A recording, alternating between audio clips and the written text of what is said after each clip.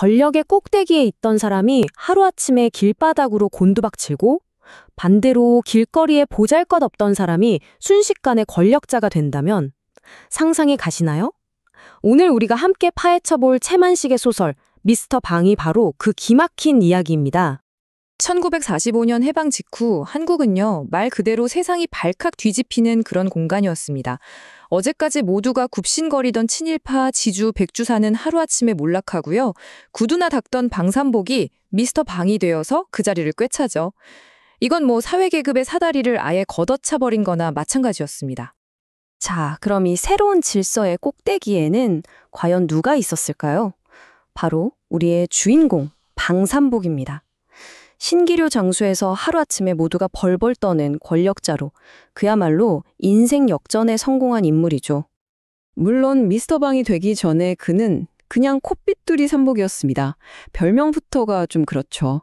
집신장수의 아들로 태어나서 배운 것도 없고 책임감 같은 건 더더욱 없이 그저 떠돌던 마을의 골칫덩어리. 그게 그의 전부였습니다. 그의 인생 여정을 한번 따라가 볼까요? 이건 그야말로 실패의 연속입니다. 12년 전엔 가족도 버리고 일본으로 갔지만 빈털터리였고요. 4년 전엔 상하이에서 뭘 해보려다 오히려 더 초라하게 돌아왔죠. 결국 1년 전부터는 서울 길바닥에서 구두를 닦는 신세였으니 그에게 지금은 정말 기적 같은 시간이었던 셈입니다. 정말 이 대사 한마디에 그의 모든 게 담겨 있다고 해도 과언이 아닌데요. 독립이 밥 먹여주나? 나라가 해방되는 그 역사적인 순간에 머릿속엔 오직 내 밥그릇 걱정뿐인 겁니다.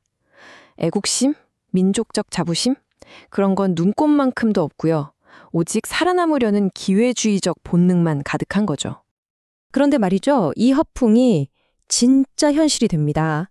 상하이에서 어깨 너머로 쥐어들은 아주 어설픈 영어가 그의 인생을 바꿀 강력한 무기가 된 거죠.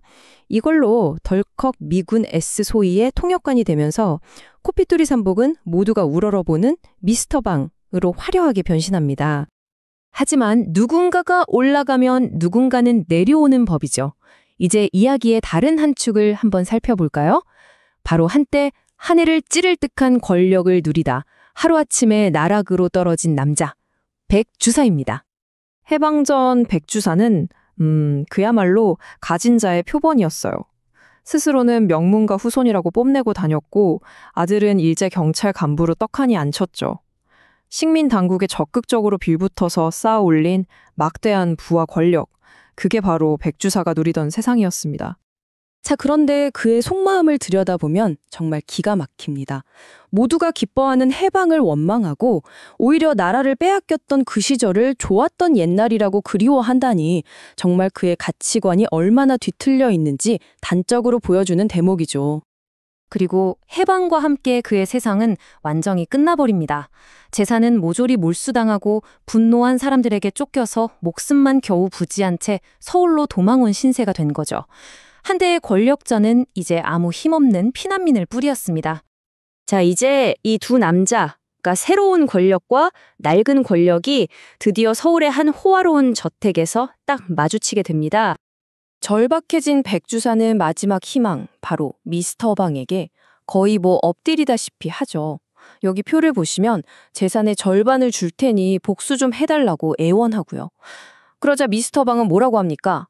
내 말 한마디면 MP가 와서 쑥대밭으로 만들 수 있다. 엄청난 허풍을 떨죠. 바로 이 장면이야말로 이 소설의 핵심, 하이라이트라고 할 수 있습니다. 권력이 완벽하게 뒤집힌 거죠. 어제까지 벌레 보듯 하던 그 신규류 장수 앞에서 하늘 같던 백주사가 굽신거리면서 굴욕을 참고 있는 겁니다. 왜냐? 그가 자신의 마지막 희망이니까요. 자, 이렇게 미스터 방의 권력은 정말 절대적인 것처럼 보입니다. 영원할 것 같죠?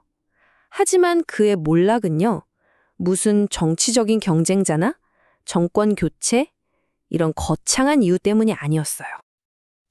그렇게 하늘 높은 줄 모르고 치솟던 그의 권력, 과연 어떻게 무너질까요? 정말 놀라지 마세요. 그 결말이 너무나도 어처구니가 없거든요. 자, 그의 몰락은 딱 이 6단계로 완성됩니다. 한번 보세요. 1단계, 백주사 앞에서 한껏 거만하게 허풍을 떱니다. 2단계, 새로 배운 세련된 습관이라며 양치를 하죠. 3단계, 그 양잿물을 뱉으러 베란다로 나갑니다. 그런데 4단계, 마침 그 아래로 그의 미군 상관인 S소위가 지나가고 있었던 겁니다. 5단계, S소위가 위를 보며 헬로우라고 외치는 바로 그 순간.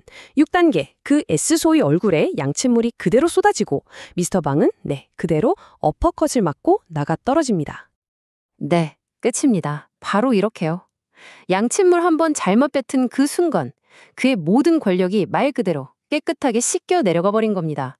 정말 허무하죠. 자, 그런데 이 터무니없는 결말, 이게 그냥 웃기려고만 한 게 아닙니다. 이 장면이야말로 작가가 하고 싶었던 이야기 전체를 꿰뚫는 아주 날카로운 풍자의 핵심인 거죠. 작가 최만식은 바로 이 풍자의 대가였죠. 그는 웃음과 과장, 아이러니를 무기 삼아서 당대 사회의 어리석음과 부패를 아주 통렬하게 꼬집었습니다. 그렇다면 작가가 진짜 하고 싶었던 말은 뭘까요? 바로 미스터 방이나 백주사나 사실은 동전의 양면처럼 똑같은 인물이라는 겁니다. 한 명은 일제에, 다른 한 명은 미군에, 그저 달라붙는 대상만 바뀌었을 뿐 자신의 이익을 위해 외부 세력에 기생하는 기회주의자라는 점에서는 똑같다는 거죠. 결국 이 소설이 우리에게 보여주는 건 이겁니다.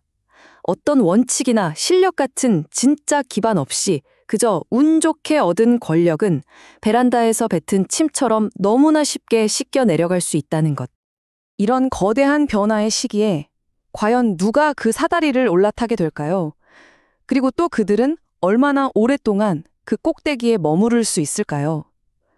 이 질문은 1945년뿐만 아니라 어쩌면 오늘을 사는 우리에게도 여전히 유효한 질문일 겁니다.